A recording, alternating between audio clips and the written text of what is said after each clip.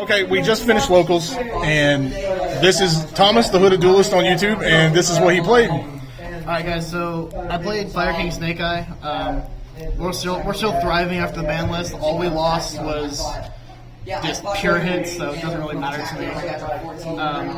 My list is pretty standard, honestly, so we're just going to go ahead and go through it. We're playing the 3 Snake Eye Ash, best starter, 2 Poplar, the 1 Oak, and the Flamberge.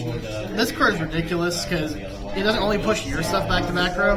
If you don't want something in your opponent's field, you can be like, okay, well, summon, activate, push your stuff to back row. And then on your opponent's turn, you can be like, okay, well, I want it. So activate effect, pull it to your field, and you use it. For spells, I'm using the Guild spell. I'm not sure how I feel about it. I'm debating on taking this out and putting something else in. It comes up sometimes, but not a lot. We have original because it's original. It goes to the package. It goes to the wanted package. That's it for the Snake Eye stuff. For Fire Kings, I'm playing a very small package. 1 Ponyx, 1 Garunex, 1 Arvada. We're playing the 3 Kieran, Shervara for Fire Kings. Bring Shervara back to 3. We're going to have this at 3, honestly. It doesn't make sense how we're on the other. Island and Sanctuary. Sanctuary is funny, especially for Island, because of the protection and the free exceeds on the opponent's turn. I was debating on taking this out because just more room. I know this is proper, but just look theory. There's theory behind it. Then we're gonna go ahead and go this. The Circle of the Fire Kings is funny because the entire deck is fire. So you can just tribute one of your guys and be like, okay, well, I don't know what I need for this situation. Let me go through. Oh, this will work. Tribute it out, and then there it is. Here's the money.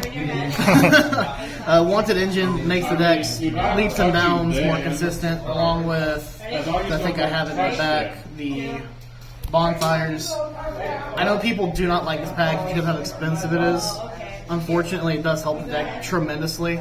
I do have another profile on my channel, which is the Dogmatica version, which I actually enjoyed playing. I will link that below. Then we're going to go into funny tech cards before we go into the rest of the chunk of the deck, which is hand traps. We have 1-for-1 Called By and Monster Reborn. These were supposed to be Nibiru. These were 110% supposed to be Nibiru for more hand traps, but this is funny because if your opponent makes something like a towers and you somehow find a way to out it, you're like, okay, well, I want to steal the game. I'm going to take your towers, anti-hand trap, and then this is just Bonfire. How many games do you think you would have won today if those had been the Nibiru? If it had been Nibiru instead of the funny cards, I probably would have won a couple. Okay. Like at least maybe 1 or 2. Then we get to what the deck actually is. This is a hand trap deck. It's not an actual deck anymore. We're playing 3 Ash, 3 Violer, 3 Droll, 3 Imperm. Like I said, I was playing 3 Nibiru as well. Nothing about this is okay.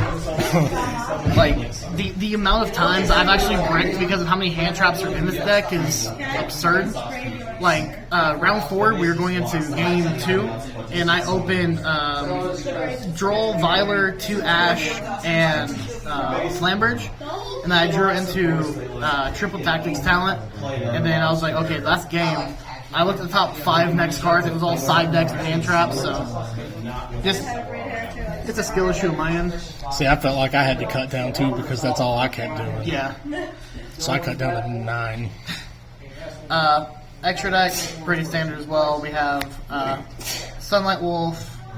We have Nightmare Griffin. That's Phoenix. That's Phoenix, yeah. I can read. Griffin, because you played Yeah. Unchained. It's so poison in my brain. We have SP and IP. Gotta have them. It's mandatory. If you can play Lynx, you need to play these. There's no exception. I think at least Little Knight goes in everything. Yeah. We have Dark. We have Hida. I was debating on cutting this for something different because, like, with the loss of Lake Karibo, we lost the easy way to get into it, to go into your Celine lines, but we're working out kinks. It's fine. Headcat. Catalingus. It's too funny. I'm learning plays with this. It'll be interesting once I figure it out. And for clarity, I gave that to him today so he could test it. So there's some theory there. We're cooking. Then we have Promethean.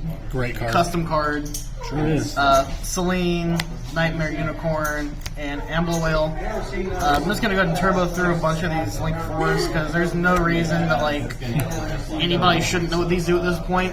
The deck's been tier 0 for God knows how long now. I think it's been like what, 3-4 months? Something like that. And now we're still pretty much full power. And then the last Sunny card, I was going to play the Fire King Sieve, but I decided to play Underworld Goddess instead. Because removing your opponent's towers and then just having a graveyard negate, like graveyard summon negate, it's fun. The jump scare Link. Pretty much. Side deck, we have 3 Evenly for blowouts. Tactics talent, so if we get hand trapped, we can recover. Oh, he cooked me with that evenly, let me tell you. More hand traps, because, you know, we're in a hand trap format. And then best removal in the entire game. Other than Evenly, this is like Evenly, but slightly worse. A little bit. Anything you've changed in any of it? Honestly, probably changing these out for Bystials and bringing back my Nibiru instead of those tech cards. Yeah, never. That's just roundabout it. Pretty standard deck list. I'll be posting Dusty's deck list on my channel, Yu-Gi-Oh! Stupid. Yeah, and that's it. This is the Hooded Duelist signing out. You guys have a great day. Thank you, Thomas.